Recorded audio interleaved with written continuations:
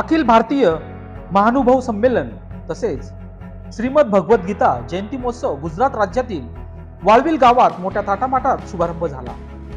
अखिल भारतीय महानुभव संमेलनाचे आयोजक तथा माजी नगरसेवक सभागृह नेते नाशिक महानगरपालिका भाजप नेते दिनकर पाटील यांच्या पुढाकाराने संमेलनाचे आयोजन करण्यात आले होते। दिनांक 20, 21 आणि 22 डिसेंबर या कालावधीत या संमेलन आयोजित करण्यात आले आहे। माजी आमदार जितूभाई चौधरी यांची विशेष उपस्थिती या कार्यक्रमाला लाभली। अखिल भारतीय धर्म प्रसारण सभेचे अध्यक्ष शरद ढोले यांच्या प्रमुख उपस्थितीमध्ये संमेलनाची सुरुवात करण्यात आली। अखिल भारतीय महानुभव संमेलनाच्या अध्यक्षपदी चामदेवकर बाबा यांची निवड करण्यात आली। दरम्यान या कार्यक्रमाप्रसंगी प्रमुख मान्यवर म्हणून जितूभाई चौधरी, माजी आमदार बाळासाहेब सानप, आमदार सुनील भुसारा, दत्ता गायकवाड, प्रकाश नन्नावरे, राजेंद्र जायभावे, माजी नगरसेविका लता काकू पाटील, युवा ऊर्जा फाउंडेशनचे अध्यक्ष अमोल दिनकर पाटील, चबू नागरे, मधुकर खांडबाले, रमेश खांडबाले आदी प्रमुख मान्यवर अखिल भारतीय मानव संमेलन श्रीमद भगवद्गीता जयंती महोत्सव प्रसंगी उपस्थित होते। दरम्यान या प्रसंगी प्रमुख मान्यवरांच्या हस्ते झेंडा वंदन, मंदिराचे उद्घाटन, दीप प्रज्वलन, उपस्थित मान्यवरांच्या हस्ते सत्कार यावेळी करण्यात आला। यावेळी संमेलनासाठी उपस्थित असलेल्या मान्यवरांनी आपली प्रतिक्रिया लोकशास्त्र न्यूजला दिली आहे। दरम्यान अखिल भारतीय मानव संमेलन तसेच श्रीमद भगवद्गीता जयंती महोत्सवाचे आयोजक दिनकर पाटील यांनी लोकशास्त्र न्यूजशी बोलताना आपले मनोगत व्यक्त केले। अध्यक्ष आजच्या मोठे बाबा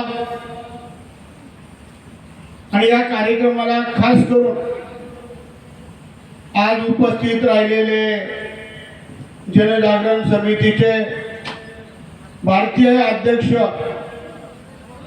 शरदजी ढोले साहेब या ठिकाणी आलेले आहेत, त्यांचे टाळ्या वाजवून स्वागत करतो।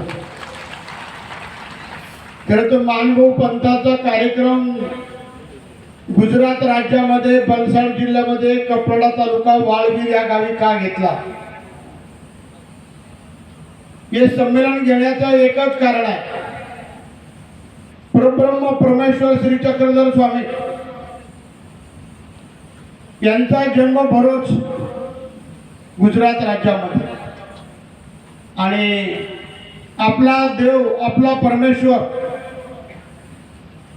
त्यांचा ज्या ठिकाणी जन्म झाला 800 वर्षापूर्वी, 800 वर्षापासून जे जन्मस्थान आहे ते आपल्या ताब्यात नाहीये।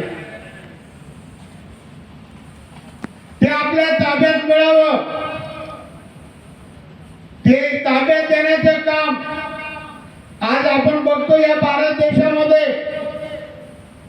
कोण करील तर नरेंद्र मोदी साहेब करतील। या गुजरात राज्याचे मुख्यमंत्री भूपेंद्रभाई पटेल करतील आणि या भागाचे 7 वेळा आमदार झालेले जितूभाई चौधरी करतील। म्हणून हा कार्यक्रम ठेवलाय। इथे तर काही बाळासाहेब सानप, दिनकर पाटील, दत्ता नाना आम्हाला काही निवडणूक लढवायची नाहीये। आपण ज्या देवाची भक्ती करतो,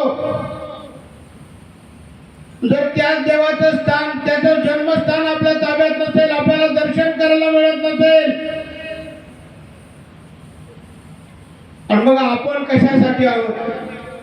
आपले 2 संमेलन पहिले नाशिक मध्ये झाले, 2002 ला झालं, 2022 ला झालं। आपण त्या ठिकाणी 7 मागण्या होत्या, त्या प्रामुख्याने ही मागणी होती। त्याच्यातून अनेक मागण्या महाराष्ट्र राज्याचे उपमुख्यमंत्री देवेंद्र फडणवीस साहेबांनी मान्य केलेल्या आहे। कालच मला वाटतं मराठी विद्यापीठाची त्यांनी काल परवानगी दिलेली आहे। जवळजवळ 200 कोटी रुपये मानभव पंथाला मंदिरांना दिलेले आहेत। परंतु हे काम सर्वात महत्वाचं आहे की आपलं स्थान ज्या चक्रधर स्वामींचा जन्म झाला ते आपल्याला मिळावं, हा खरा हेतू आहे।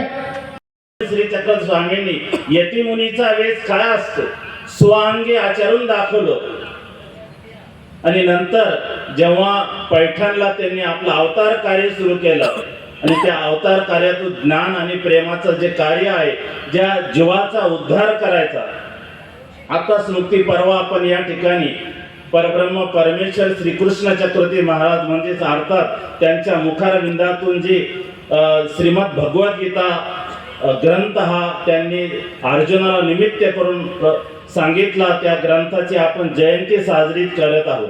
त्या ग्रंथामध्ये श्रीकृष्ण चक्रवर्ती महाराज म्हणतात, यदा यदा हि धर्मस्य ग्लानिर्भवति भारत, म्हणजे जेव्हा जेव्हा धर्माला ग्लानी येते तेव्हा मी अवतार धारण करतो.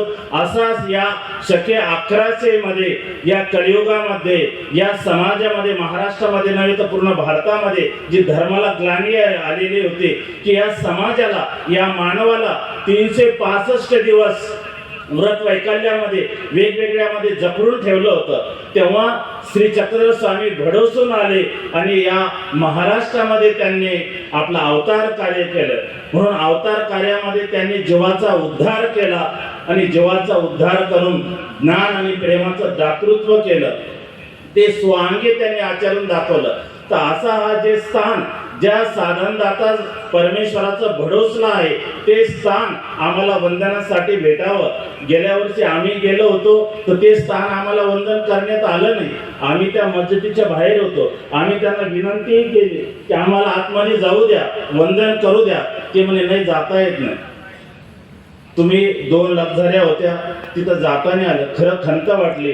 त्यावेळेस अण्णाची आठवण आली, कारण त्यांनी संमेलनामधून गेल्या वेळेस जे 7 मागण्या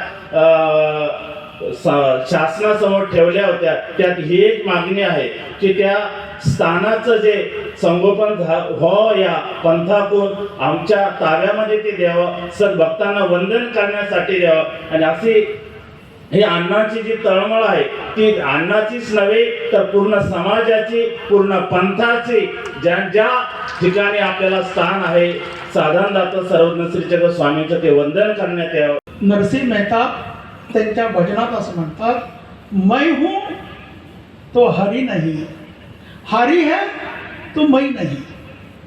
काम करता करता सगळं परमेश्वरालाच अर्पण करायचं.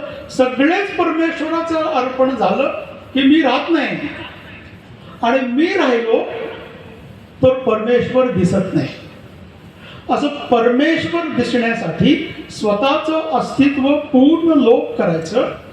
आणि पूर्ण लोप केल्यानंतर गीतेमध्ये असं म्हटले, या हृदयीचे त्या हृदयी घातले, द्वैतन मोडिता केले, आपणा सारखे अर्जुना. म्हणजे अर्जुनाचा संभ्रम संपला. म्हणजे काय झालं, तत्वज्ञान असं सांगितलं की एका बाजूला अर्जुन उभा आहे, एका बाजूला कृष्ण उभा आहे. दिसायला अर्जुन आणि कृष्ण हे दोघं वेगळे दिसत आहेत, पण श्रीकृष्णानं तत्वज्ञान असं सांगितलं की अर्जुनाचं आणि श्रीकृष्णाचं हृदय एक झालं.